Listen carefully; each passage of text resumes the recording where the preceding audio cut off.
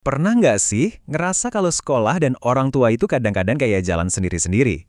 Nah, hari ini kita bakal bedah cerita keren dari sebuah SMK di Mojokerto yang berhasil menyelesaikan masalah ini dengan program inovatif bernama Sehati.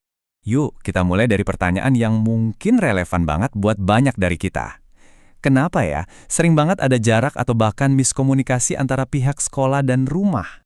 Dan ini tuh bukan cuma perasaan loh, ini masalah nyata yang dihadapi banyak banget sekolah. Coba deh kita lihat data awal dari kasus yang mau kita bahas ini.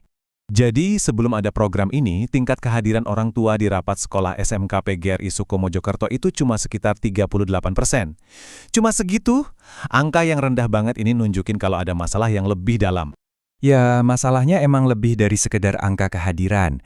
Komunikasi itu seringnya cuma satu arah. Jadi orang tua tuh biasanya baru dipanggil pas bagi rapor. Atau yang lebih parah, pas anaknya bikin masalah. Ini kan bukan kemitraan yang kita harapkan ya. Nah, menghadapi tantangan ini, pihak sekolah nggak tinggal diam. Kerennya, mereka menciptakan sebuah solusi yang idenya datang dari gagasan satu hati. Dan ini bukan program yang turun dari langit atau dari atasan loh. Inisiatif ini lahir dari sebuah tim yang isinya 5 orang guru yang super berdedikasi. Ada Pak Ervan Fauzi, Pak M. Mansur Husnul Yakin, Pak Mohrama Nur Fadil, Ibu Ismuning Tias, dan Ibu Arfitrias Muni. Mereka benar-benar melihat masalahnya dan langsung ambil tindakan.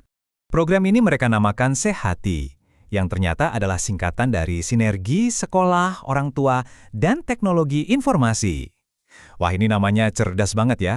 Karena Sehati itu sendiri kan artinya satu hati. Yang pas banget menggambarkan tujuan utama program ini, menyatukan visi sekolah dan rumah demi kebaikan para siswa. Oke, jadi gimana sih cara kerja program yang keren ini? Yuk kita bedah satu persatu mekanismenya. Ternyata implementasinya itu sangat terstruktur, dibagi jadi 3 tahap yang jelas. Nggak asal jalan, mulai dari persiapan yang matang banget, kayak bikin SOP dan sosialisasi, terus lanjut ke eksekusi di lapangan, misalnya ngirim laporan rutin dan bikin kelas parenting. Terakhir, ada evaluasi buat lihat apa yang berhasil dan apa yang perlu diperbaiki. Program ini tuh berdiri di atas 3 pilar utama. Yang pertama, budaya dan karakter. Jadi nilai-nilai kayak disiplin itu disamain antara di rumah dan di sekolah. Kedua, sinergi dan kolaborasi, lewat komunikasi 2 arah. Dan pilar ketiga, ini yang modern banget, teknologi berbasis data. Mereka pakai ini untuk memantau semuanya secara transparan. Tentu aja, nggak ada program yang jalannya mulus 100%. Di satu sisi, program ini sukses besar meningkatkan komunikasi dan bangun budaya kolaborasi.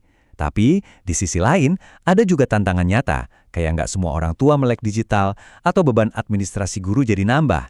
Ini gambaran yang jujur dan apa adanya ya. Nah, sekarang kita pindah ke bagian yang paling ditunggu-tunggu. Gimana sih hasil dari semua kerja keras ini? Yuk, kita lihat datanya. Nah, ini dia dampak utamanya. Ingat kan angka 38% di awal tadi? Coba lihat sekarang, setelah program Sehati berjalan, kehadiran orang tua langsung melonjak jadi 82%. Wow, ini bukan cuma peningkatan biasa, ini transformasi total. Dan dampaknya nggak berhenti di situ. Keterlibatan orang tua yang meningkat drastis ini ternyata nyambung langsung ke perilaku siswa. Angka pelanggaran siswa turun sampai 40%. Ini bukti nyata kalau sinergi antara rumah dan sekolah itu benar-benar ampuh. Jadi, di balik angka-angka tadi, ada perubahan yang nyata banget. Orang tua itu bukan lagi penonton. Mereka berubah jadi mitra aktif, datang ke sekolah, ikut diskusi, dan benar-benar terlibat dalam pendidikan anak mereka.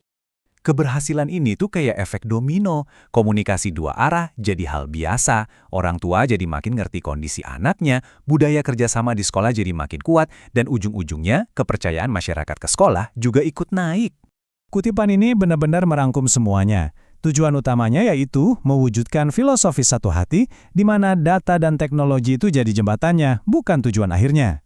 Jadi setelah melihat keberhasilan Sehati, ini menyisakan satu pertanyaan penting buat kita semua. Coba bayangin deh, apa jadinya kalau setiap sekolah bisa menerapkan prinsip yang sama?